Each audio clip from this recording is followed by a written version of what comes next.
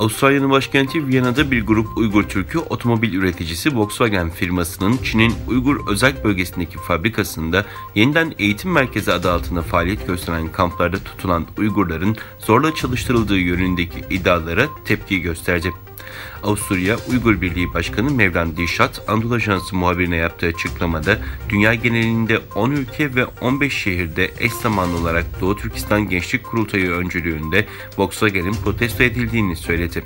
Aralarında Almanya, Fransa ve Hollanda'nın da bulunduğu 10 ülkede başlayan gösterilerin her hafta düzenli olarak yapılacağını kaydeden Dilşat, protestoyu kısa sürede çok daha fazla ülkeye yaymak istediklerini ifade etti.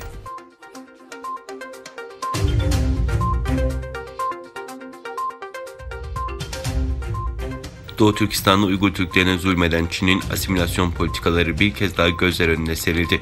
Uygur kızı Uygurca ismimi söylersem cezalandırılırım dedi.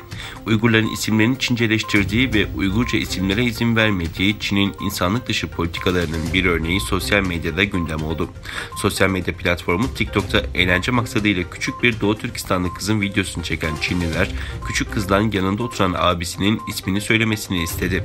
İlk olarak abisinin Çince ismini bilmediğini söyleyen küçük kız, abisinin Uygurca isminin de garip bir isim olduğunu gerekçe göstererek söylemek istemedi. Çinliler bu kez Uygurca kendi ismi söylemesini istenince küçük kız bana bağırıp duracaksanız neden söyleyeyim şeklinde konuştu. Videoyu kaydeden Çinliler Uygurca ismini söylerse öğretmenin kendisine bir seferlik kızmayacağını söyledi. Uygurca ismini söylemekten çekindiğini ifade eden kız ısrarlar karşısında isminin Uygurca Sabire olduğunu ifade ediyor.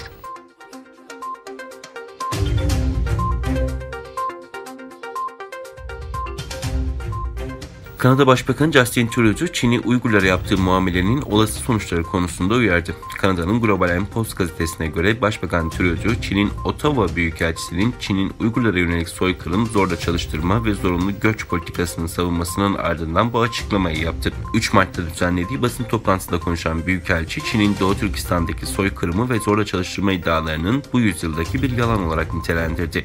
Ancak Trudeau, çarşamba günü gazetecilere verdiği demeçte, dünya bunun için endişeli. Kanada parlamentosu bu konuda endişesini birkaç hafta önce dile getirdi, dedi. Trudeau ayrıca müttefiklerimizle hem net yanıtlar almak hem de sorumluları sorumlu tutmak için uluslararası olarak çalışmayı ve dünyanın ortaya çıkarabileceği olası sonuçlarla birlikte çalışmayı taahhüt ettik ifadelerini kullandı.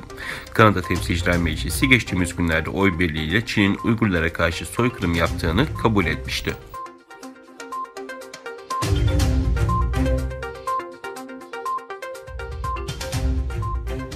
ABD'deki 2022 Pekin Kış Olimpiyatları boykot etme çağrıları eski ABD Dışişleri Bakanı Mike Pompeo tarafından desteklendi.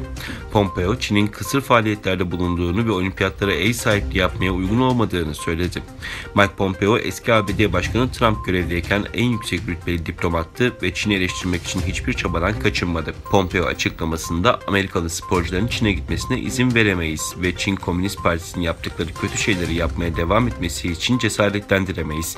Olimpiyatlar özgürlüğün ve sporcuların yeteneklerinin bir tezahürüdür. Bu nedenle Pekin'de olimpiyatlara ev sahipliği yapmak tamamen uygunsuz ifadelerini kullandı. Eski ABD Büyükelçisi Nikki Haley de dahil olmak üzere bazı cumhuriyetçiler 2022 Pekin Kış Olimpiyatlarının boykot edilmesi çağrısında bulundu. Bazıları Pekin Kış Olimpiyatlarının boykotunu Uygur Müslümanlarının Çin'deki toplu hapsedilmesiyle ilişkilendiriyor. Pompeo, Dışişleri Bakanı olarak görev süresinin son gününde Çin'in politikasını bir soykırım eylemi ilan etmişti.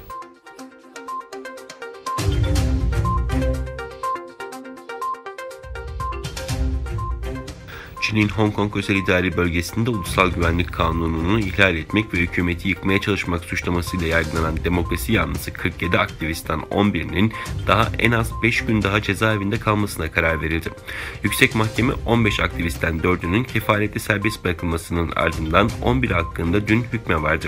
Hong Kong Emniyet Biriminden 28 Şubat'ta yapılan açıklamada 47 kişinin hükümeti devirmeye yönelik plan yaptıkları gerekçesiyle gözaltına alındığı belirtilmişti.